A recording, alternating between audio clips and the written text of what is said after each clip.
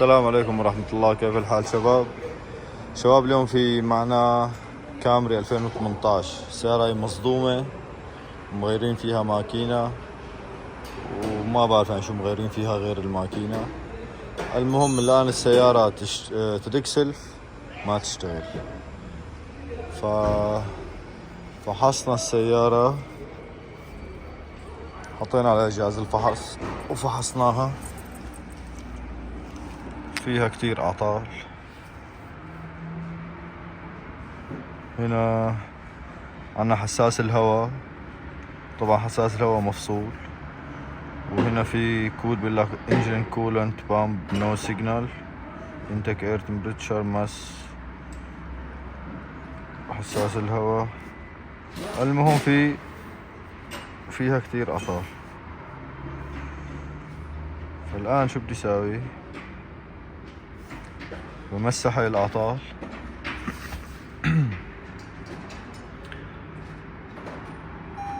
وبعد ما نمسح الأعطال نجرب ندق سلف مرة تانية. مثلا هلا هدول ما تمسحوا تبعت ال ABS engine EV.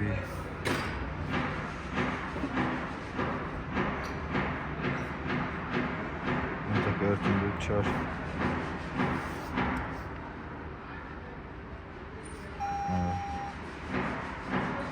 نجرب ندق سلف.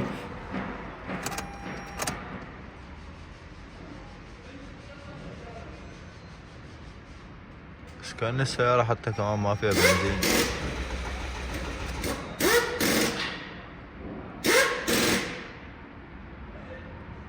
هذول يكونوا لأن جايتني هي من ورشة تانية، فما لا ممكن يكون ما فيها بنزين. فأنا هلا بجرب مثلا إني أحط لها بنزين من عند الدعسة وجرب مثلا شغلها. الآن شباب نحط لها شوية بنزين من هنا، نحاول ندق سلف نشوف هل تشتغل ولا لا.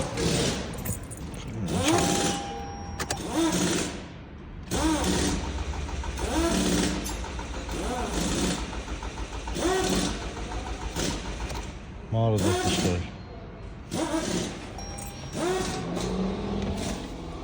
طيب نشوف ايش سجلت غير هدول حساس الهواء. وهو على اساس الحين بيجيب لي حساس الهواء صاحب اللي جاب لي السيارة. read for code. هاي الدعسة انا توني فكيتها.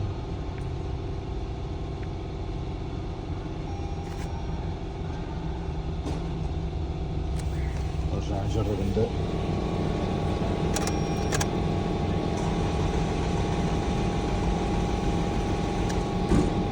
ولا شيء. طيب الآن برأيي نشوف هل في شرارة بالكويلات ولا لا، ونتابع الفيديو. الآن شباب أنا وصلت هاي هنا،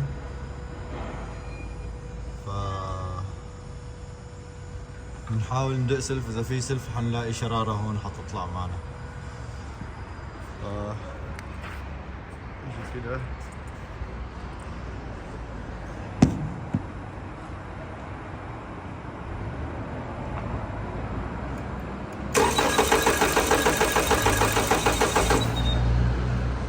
مثل ما شايفين ما في شرارة. فخلونا ما في مشكلة، خلونا نشوف كهربة الكويلات هل في خط الكهرباء وخط الأرضي جاي عليه للكويل ولا لا. نجيب هذا الباور بروب ونفحص ونشوف. الآن شباب نجي هنا عند الفيشة تبع الكويل. فكينا الكويل، خلونا نشوف. يفترض يكون في عنا خط كهرباء وخط أرضي.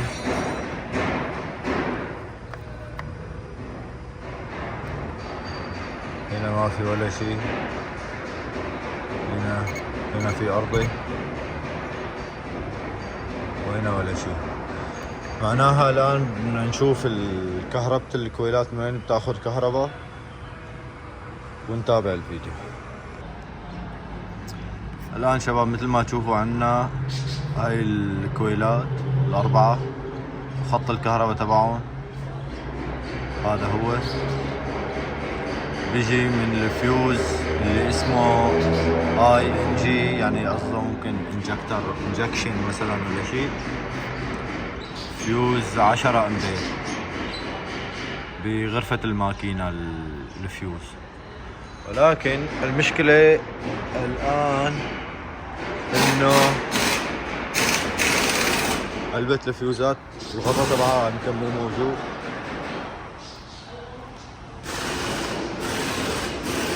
الغطاء ماله هنا، كان يكون الغطاء جوا مو باين. طيب خلوني افتح السويتش. وهو فيوز 10 المفروض، اذا مو ملعوب بالفيوزات اللي هنا. هاي القربة جابها، لا هذا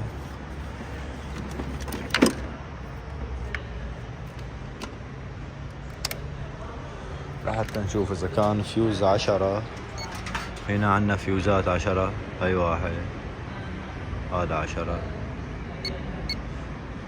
وهذا 10 وهذا 10 وهذا 10 وهذا 10 وهذا 10 وهذا 10 وهذا 10، هذا 10 وهذا 10 وهذا وهذا.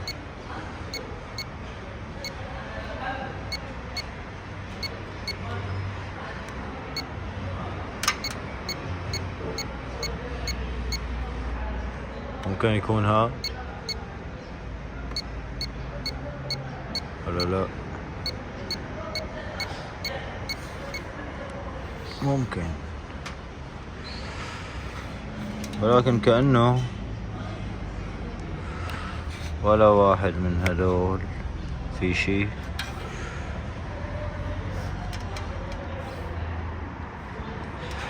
طيب معناها نرجع للدياجرام هنيك، نطلع علبة الفيوزات ونشوف مين هو الفيوز تبع الكويلات. الآن شباب هذا الفيوز لقيت مكانه. المهم لقيت الغطاء تبع العلبة والفيوز سليم ما في شيء وفي كهرباء. ولكن هنا بنشوف انه الفيوز بيخرج لسلكين اثنين بيروحوا للكونكتر CA2 اللي هو بعدين بدنا اياه رقم 4 بالCA2. ولكن هذا الCA2 وين هو الله اعلم، فبدنا نشوف وين هو هذا الكونكتر. هلا كونكتر كومباين انجن كومباين.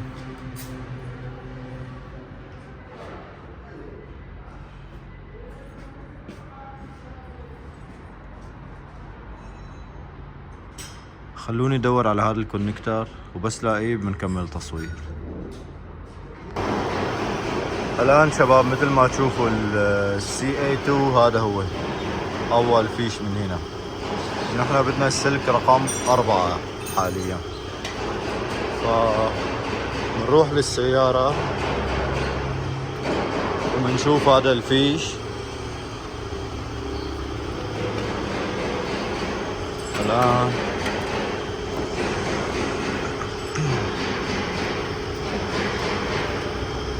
عنا هذا هو الأخضر،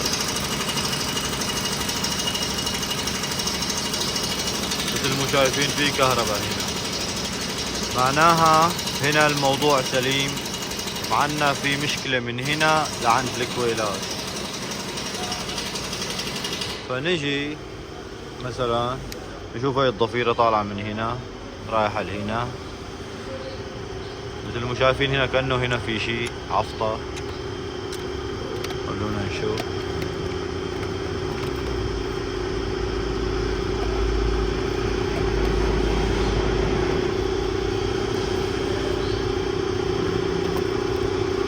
مربط هاي. ايوه شوفوا شباب، شوفوا كم سلك مقطع هنا، 300 سلك مقطوع هنا. فمعناها الآن بفك هذه المسامير اللي هنا عند هاي القاعدة، وبحاول اني فك هاي ونطلع هاي لبرا ونشوف الاسلاك المقطعة اللي هنا ونحاول نعملها. فبطلعها ونرجع نكمل الفيديو. الآن شباب مثل ما تشوفوا فكيت هنا، وهذا السلك الأخضر اللي نحن كنا لاحقينه مقطوع، ومعه يعني جميع مشاكل الماكينة لا بدها تكون هون. شوفوا 50 سلك مقطع، كيف مقطعين الله أعلم. فالآن أنا بلحم هاي الأسلاك كلياتها، رح لحمها مع بعضها ونرجع نطبق ونشوف شو حيصير معنا، حتشتغل السيارة ولا لا. فبلحم هدول وبنرجع نتابع الفيديو. الآن شباب مثل ما تشوفوا هنا المكان اللي كانت فيه التقطيع لحمناه الأسلاك طيبناها والآن ندخل هنا نشوف ايش صار معنا. فأول شي نرجع ندخل على السيارة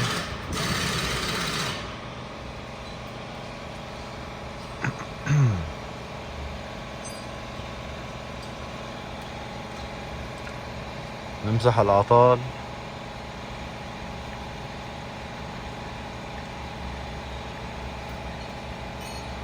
اوكي.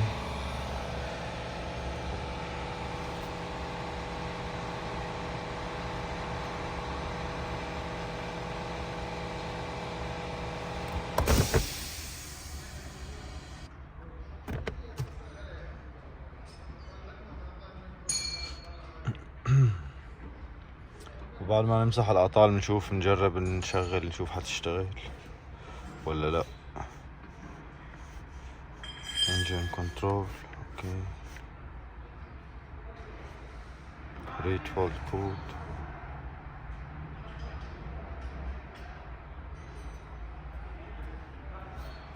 نعمل مسح يس اوكي. مسحت الأخطاء. نجرب ندق سلف.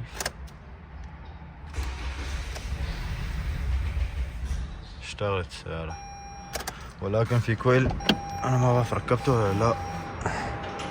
ما ركبت الكويل والقربة برا فما حتشتغل طبيعي، ولكن نجرب. وطبعا هدول اللي عندهم السيارة لسه مو عاملين فيها لا حاطين مي ولا حاطين فيها شي. مو مشكلة، خلونا نجرب نشغل مرة تانية. نحن بس اللي علينا انه نشغل السيارة. اشتغلت تمام.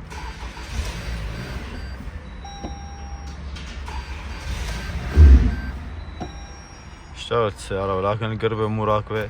رح ركب القربة ونرجع نشغلها ونشوف. شباب الآن ركبت القربة، ولكن القربة حتى مكسرة مقطعة، بس بنحاول انه نشغلها نشوف. بسم الله. مثل ما شايفين شباب السيارة اشتغلت، امورها تمام. فاذا مثل ما شفتوا كان في عنا مشكلة في قطع بالكهرباء، فمنشوف اذا كان هذا الرجال اللي جاب لي السيارة حابب يكمل شغل فيها كلها الكهربتها، منتابع فيديوهات فيها. وان كان مو حابب نحن اللي علينا انه نشغل له اياها. والحمد لله شغلنا السيارة.